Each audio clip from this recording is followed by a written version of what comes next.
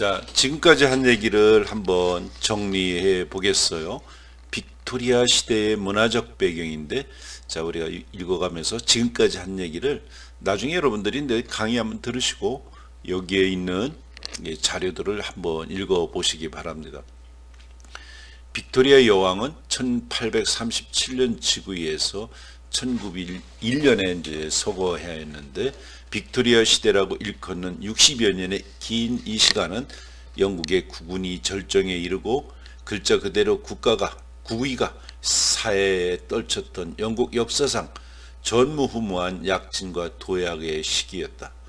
이 시대의 영국 사회의 특성을 세 가지 면에서 고찰하는데, 하나는 산업혁명의 성숙에서 오는 기계화, 도시화, 집중화 현상이고, 또 하나는 제국주의의 팽창, 그리고 또 하나는 민주주의의 제도와 사상의 발전이다. 이 세 가지 굉장히 중요하죠. 산업혁명에서 오는 거,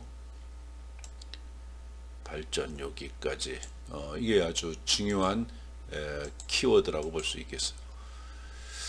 18세기 영국에서 시작한 산업혁명은 빅토리아 여왕 즉위 무렵에 절정에 이르러 방직공업, 철강업을 의시한 제반산업시설의 확장과 근대화는 영국을 세계의 공장으로 만들어 이제 한가구 고요한 전원 풍경은 소란하고 공해에 덮인 공장 도시로 대치되었다.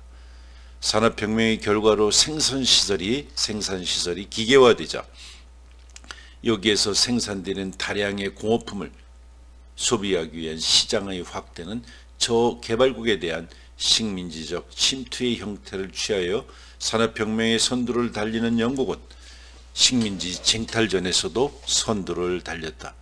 산업혁명의 여파는 한편 인구의 급속한 증가와 이동을 가져와서 예컨대 빅토리아 여왕의 즉위 당시에 200만이던 런던의 인구가 여왕의 서거 시에는 650만에 이를 정도로 인구가 도시로 집중하였고, 토지를 생산수단으로 하던 인구의 대부분이 산업과 생산업에 종사하게 되었으며, 이에 따라 시민의식의 개발과 중산층의 형성은 영국 민주주의의 대도를 초래하였다. 아까 설명했던 내용들입니다.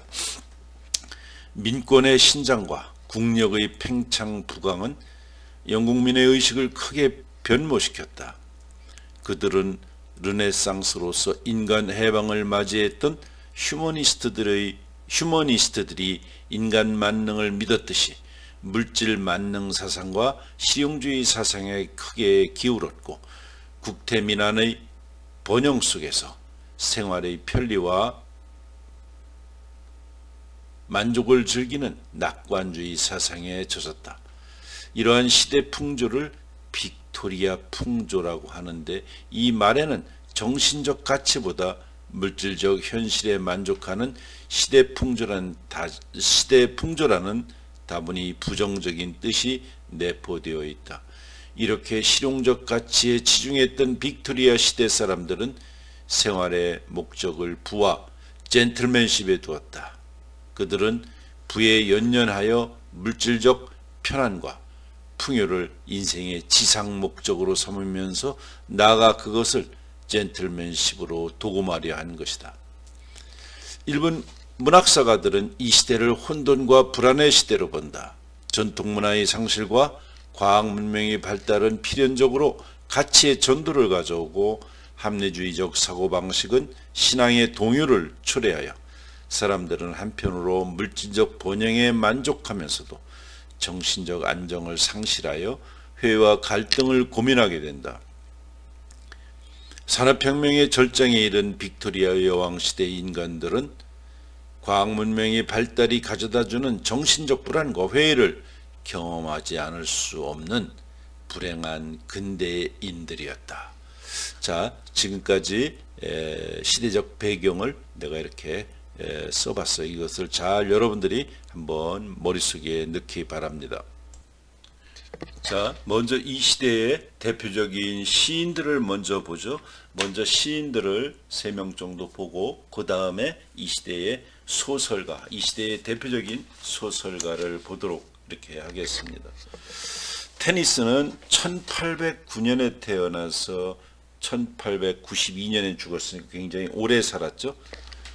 테니스는 생전에 가장 인기 있는 영국 시인이었어요. 내가 먼저 얘기를 하고 나중에 이 화면으로 한번 보겠습니다. 굉장히 인기가 있는 시인이었는데 1850년대 이후 거의 모든 영국과 미국 가정의 서가에 그 책상에는 성경과 더불어서 테니슨 시집 한 권이 이렇게 꽂혀 있었다고 할 만큼 아주 대중의 사랑을 받았던 그런 시인이었습니다. 테니스는 영국의 조금 전에 우리가 했던 존 키츠의 추종자로서 시인의 이력을 시작했지만 그의 시적 재능이 사회적 양심을 회복하는 문제와 결합하면서 점차 예술을 위한 예술, Art for Art's sake의 철학에서 벗어나 고전적 신화와 전설을 빅토리아 시대의 안목으로 재구성함으로써 자기 시대의 문제를 해결하기 위해 노력했던 그런 시인이었습니다. 테니스는 대학 시절 친구였고 그의 삶에 영향을 준 아서 헬럼이 죽고 나서 그 죽음을 애도하며 17년이라는 세월에 걸쳐 쓴 장편의 엘러지 인 메모리엄 추도시 굉장히 중요한 거죠. 인 메모리엄을 썼고 생의 후반기에 거의 모든 에너지를 투입을 해서 장편 서사지 왕의 목가라는 아이들스 오브 더 킹이라는 걸 썼어요. 또 율리시즈를 썼고 어촌의 일상의 이야기로 쓴 인옥 아든이라는 것도 썼고 모드라는 이런 시도 썼습니다.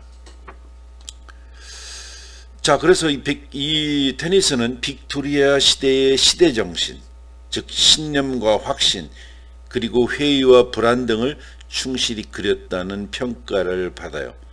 테니슨의 시에는 빅토리아 시대의 특유의 자기 만족적인 정서, 또 진보와 발전에 대한 찬양, 사회와 문명의 주기적 순환에 대한 통찰, 종교적 불확신, 그리고 신과 자연, 인간의 관계에 대한 진지한 고민이 이 사람의 시에 담겨 있다고 볼 수 있습니다. 자, 그러면 이 사람의 얘기를 한번 내가 쓴 걸 가지고 한번 천천히 보도록 하죠. 어느 목사의 12명의 아들로 8 중에 1명으로 태어났는데 이 12명의 목사의 아들 중에는 문제가 많은 친구들이 있었다고 해요. 하나는 평생 동안 정신병원에 입원해 있고, 하나는 아편 중독자고, 하나는 술주정뱅이로 아버지와 심한 언쟁도 벌인 이런 집안이었는데, 이 테니스는 넷째 아들로 태어났죠. 테니스는 이 평탄치 못한 집에서 그래도 대학에 들어가기 위하여 아버지에게 고전과 근대어를 배웠고, 캠브리지에 들어가기 전에는 이미 밀턴, 바이런, 엘리자베스 극작가들의 수법을 흉내내서 시를 쓸 수 있는 조숙한 재질을 나타났어요. 벌써 이 재능이 캠브리지의 제사들, 위트스라고 그러죠. 재치 있는 인사들의 관심을 끌어서 그는 그들과 지적, 정치적 토론을 통하여 시인이 될 수 있다는 자신을 갖게 되었고 식견을 넓혔다. 그 중에서 가장 중요한 친구가 죽은 후에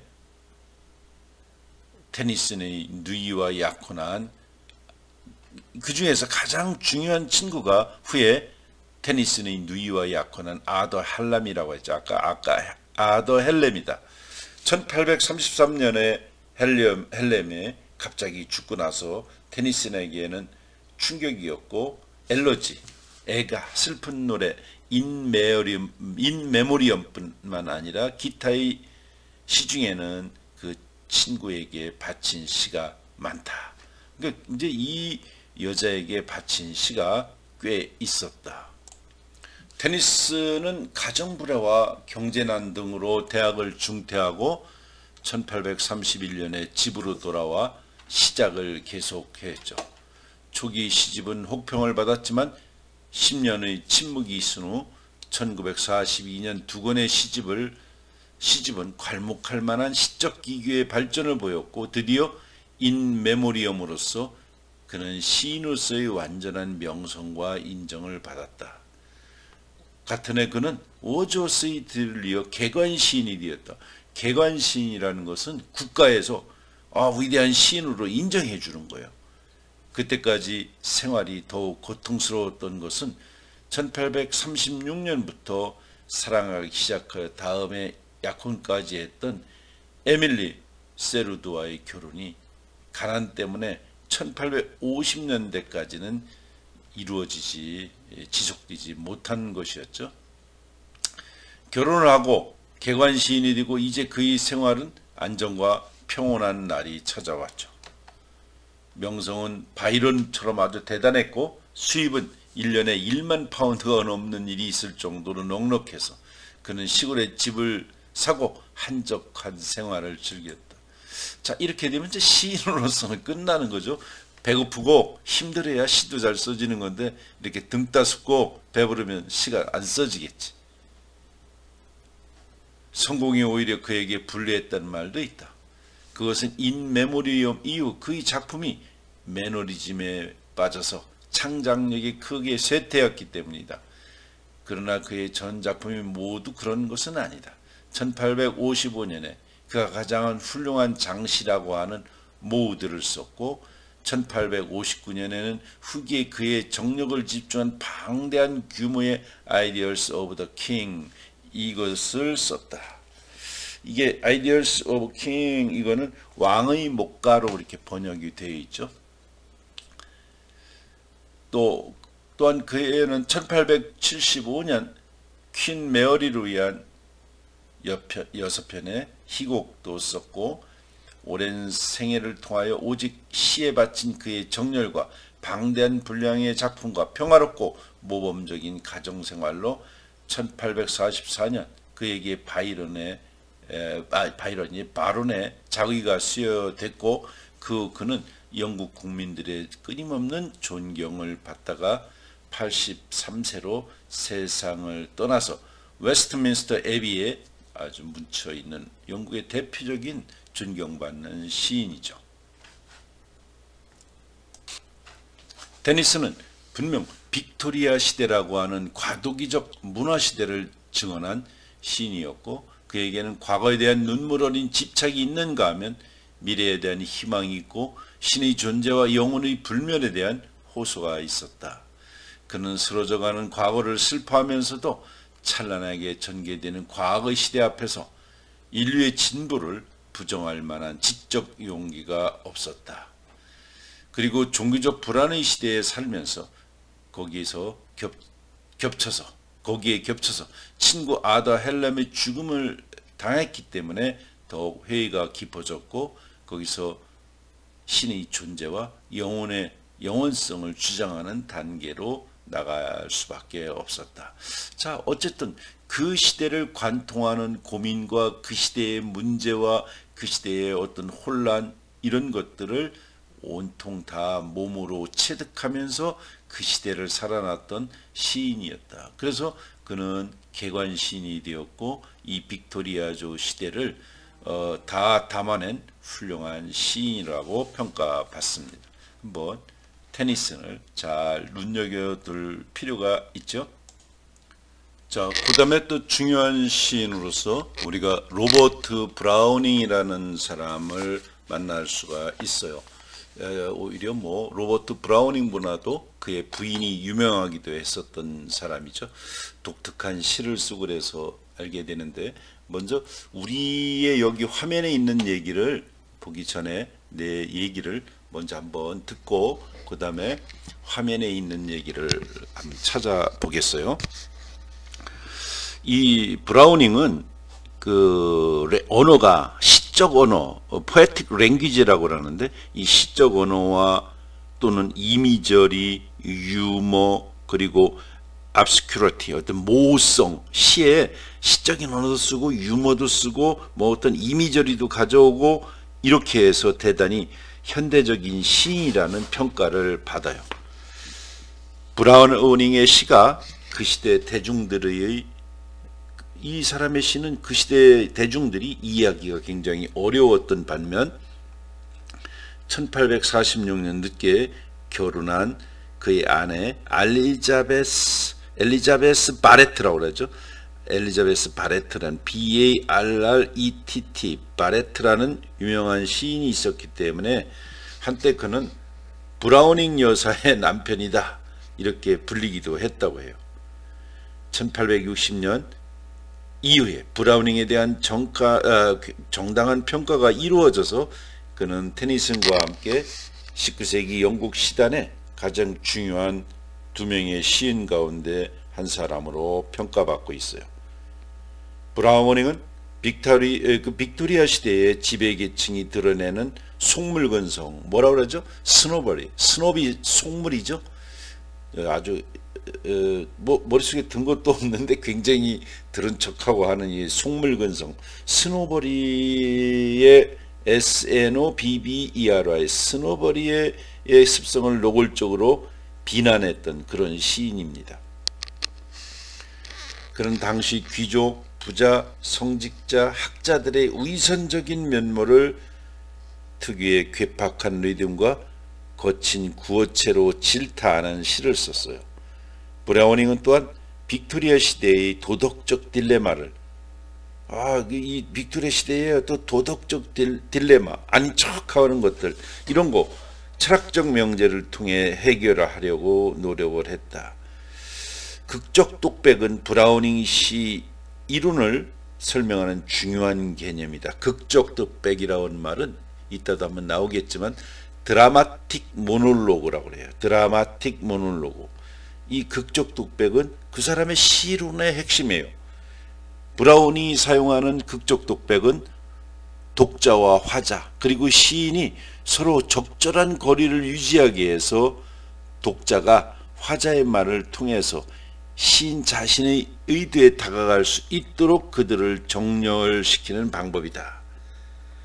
다시 말해서 시에 등장하는 화자는 시인과는 별개의 것이며 우리는 시인을 통해서가 아니라 시에 등장하는 화자를 통해서 시의 의미를 파악할 수 있게 된다는 거죠. 브라우닝의 시 이론은 시의 분석에 심리학이 적용된 자는 점과 작가가 작품의 의미 결정에 직접 개입하지 않아 eccestic distance, 심미적 거리가 유지된 자는 점, 그리고 철저한 구어체를 사용하고 있다는 점에서 현대시의 탄생을 예고하고 있다고 볼 수 있겠죠. 대표적인 시가 My Last Duchess, 나의 전 공작 부인, 뭐 이와 같은 시 있어.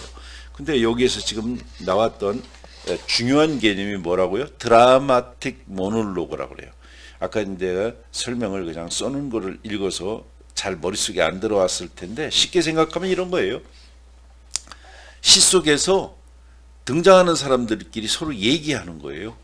그러니까 무슨 얘기를 하고 있는지 저 바깥에서 독자는 시를 읽다 보면 시 속에서 일어나는 일을 아는 거예요. 우리가 현실에서 얘기한다면 옛날에 공중전화 박스가 많았죠. 유리창으로 이렇게 닫고 안에 들어가서 혼자 얘기하고 그럼 뒤에 많은 사람들이 이렇게 서 있었을 때도 있죠. 근데 그 열려진 문으로 어떤 사람이 막 싸우는 소리가 들려. 그럼 내가 바로 이제 문 바깥에 서 있는데 이 사람이 전화를 오래 하는 거야. 근데 저 바깥에 이 전화선을 타고 어딘가에 있을 사람은 내 앞에 지금 얘기하고 있는 사람이 여자야. 근데 굉장히 싸우는데 막 뭐 갖고 싸우는지 대충은 알 수 있어. 사랑 싸움인지 돈 싸움인지 왜 싸우는지. 근데 저쪽 바깥에 있는 사람은 애인인지 남편인지 뭐 알 수는 없지만 정확히 알 수는 없지만 이 여자가 사랑 싸움을 하고 있다는 것은 바깥에 있는 이 기다리는 사람이 이해할 수 있죠. 그러니까 저쪽은 사실 본 적도 없고 누굴 건지는 모르지만 공중번호 박스 바깥에서 기다리고 있는 나는 이 여자의 말과 목소리와 이 대화 내용만 듣고서 저쪽 상대편에 있는 사람이 누굴 거라고 추측해 볼 수 있죠. 자, 이것을 드라마틱 모놀로그라고 하는 거예요. 어떻게 보면 바깥에 있는 사람은 독자예요. 그리고 시인은 이 안에 없어요. 두 명, 세 명이 자기들의 대화를 갖고 서로 이야기 나누는 것을 독자는 읽고 지금 무슨 일이 벌어져 있구나, 무슨 얘기를 하는구나, 이런 것을 알 수 있는 시츄에이션을 드라마틱 모놀로그라고 해요. 굉장히 중요한 시의 기법, 드라마틱 모놀로그를 로버트 브라우닝이 만들어냈는데 바로 현대시의 출발을 예고해주는 기법이다, 이렇게 볼 수 있겠습니다. 자, 브라우닝은 런던 교회에서 1812년 태어났는데 디킨즈와 19세기에 일단 이제 나중에 다음 주에 하겠지만 디킨즈는 19세기의 가장 찰스 디킨즈는 19세기 가장 위대한 작가예요. 디킨즈와 세커리의 출생연도와도 같은 해이다. 아버지는 장서가 풍부한 은행원이었고 어머니는 음악적 소양이 있는 다정하고 종교적인 부인이었다. 34세에 그가 결혼할 때까지 브라우닝은 부모의 슬하에서 떠난 일이 별로 없다. 바로 이 캠버벨 근처의 기숙사 학교에 다녔고 런던 대학에 잠시 다닌 일이 있지만 여행도 별로 한 일이 없어요. 그의 교육은 주로 가정에서 이루어졌다. 집에서 외국어, 음악, 권투, 승마를 배우고 광범위한 독서를 한 것이 그의 시의 배경적 지식이 되었다. 어떻게 보면 뭐 지금 다들 학교 가지만 대안학교라고 할 수도 있죠. 집이. 그러니까 이렇게 잘 살아야 대안도 되는 거지. 집에서 부모도 없고 먹고 살고 다 바쁘고 나갔는데 혼자 아이 집에 두는 것은 안 되겠죠. 브라우닝의 최초의 시작품은 21세 때 그가 가장 좋아했던 시인 셸리를 본따서 폴라인이라는 시를 썼죠. 이 시에서 셸리처럼 낭만적인 자기 감정을 노골적으로 표현한 것을 우회하고 다시는 그런 고백시를 쓰지 않으려고 결심을 하기도 했다. 쭉 건너뛰어서 셸리 영향을 많이 받은 브라우닝이 셸리처럼 이상의 날개를 타고 하늘로 날아 올라가진 않았지만 그의 그의 그 낭만적 열정은 엘리자베스 바레트와의 연애에서 여실히 드러났다. 브라우닝이 6세 연상의 유명한 이 여류 시인을 만난 것은 1845년이고 다음에 두 사람은 결혼해서 이태리에 가서 1861년 그녀가 이 세상을 떠날 때까지 러브 이즈 베스트, 사랑이 최고다라의 행복한 15년을 보냈다. 아내를 잃은 브라우닝은 아들을 데리고 런던에 돌아왔고 그 후 28년간 그의 시작 생활은 이태리 시절 못지 않았다고 볼 수 있어요. 좀 건너뛰어서 영국에 왔을 때 뭐 좀 6살이나 많은 여자하고 살았기 때문에 여자가 먼저 죽었죠. 근데 런던에 돌아와 보니까 그를 흠모하는 친구들과 응접실에서 클럽에서 식사와 담소를 즐기면서 사교계의 중심 인물이 되었고 생전에는 브라우닝 소사이어티가 생길 정도였다. 1889년 베니스에서 객사할 때까지 발러스티션 어드벤처 등 14권의 시집을 간행했다. 목사님들이 이 시집을 모르겠어요. 그게 뭐 시집을 많이 냈다. 여러 면에서 테니슨이나 아놀드는 서로 다르다. 두 시인이 영국의 낭만파 자연 시인의 체질을 그대로 이어받아서 과거를 동경하고 이별을 서러워하며 전원의 자연 풍경을 사랑하는 다분히 감상적이고 허약한 기질의 시인들이었는데 반해서 이 로버트 브라우닝은 낙천적이고 활력 있는 시인이었어요. 그의 시는 낙관적이고 정력적인 면은 영국의 전통시로서는 좀 이색적인 면이기도 하다. 한편 그의 어법 또한 특이한 면을 보인다. 그의 구어체의 시어에서 더욱 나아가 그것을 극적 독백에 이용하여 새로운 표현 양식을 정착시켰다. 아까 내가 설명했던 극적 독백이라는 말, 이것을 잘 알아뒀으면 좋겠어요. 자, 그 다음에 이제 세 번째 중요한 사람 마지막인데 오늘 매슈 아놀드가 있죠. 매슈 아놀드도 한번 살펴보도록 하겠습니다.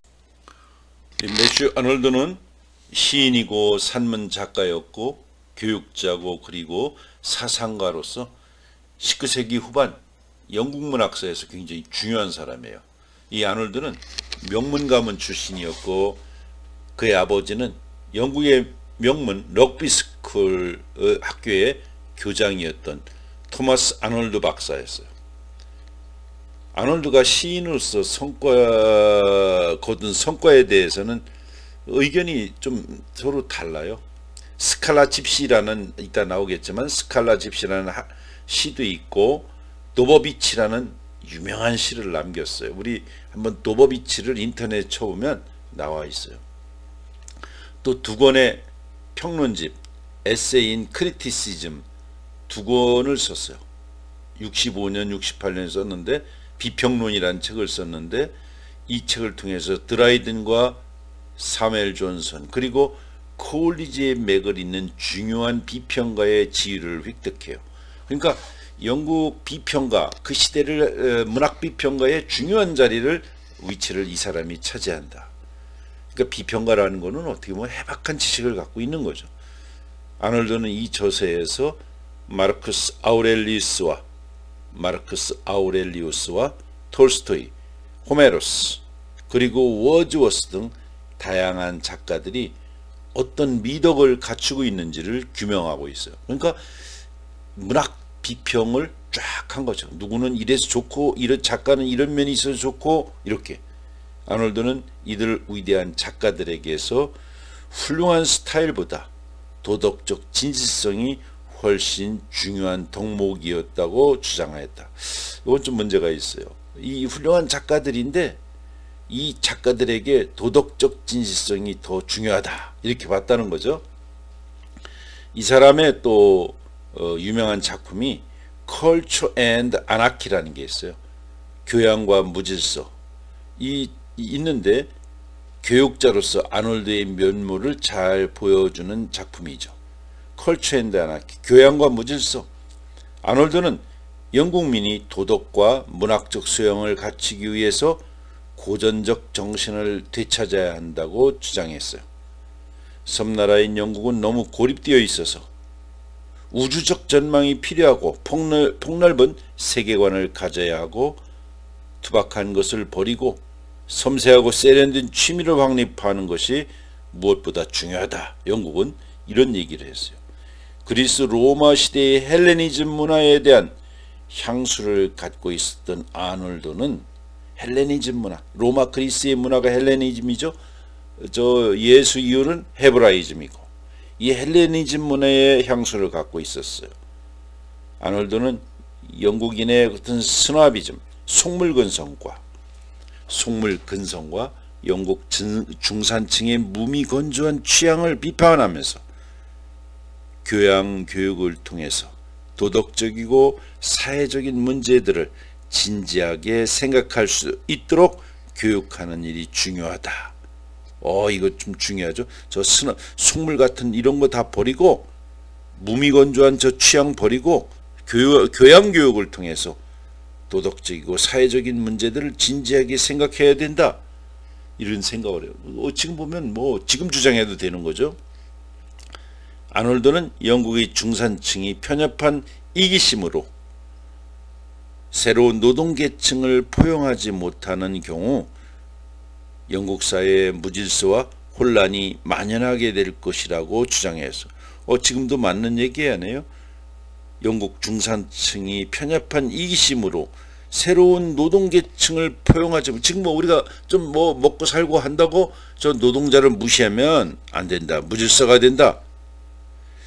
그는 교양이야말로 완전한 인격 형상의 기본적인 감미로운 매력과 빛나는 지성의 대행자라고 주장하면서 이 두 가지 속성을 습득하는 일이 중요하다. 이런 얘기를 했습니다. 아놀드에게 교양이 있어야 된다. 이것은 과거의 역사와 예술을 이해하고 인생을 통찰하며 병든 사회를 치유하는 힘을 의미했고 인문 교육을 통해서 이러한 교양의 습득이 가능하다고 주장한다.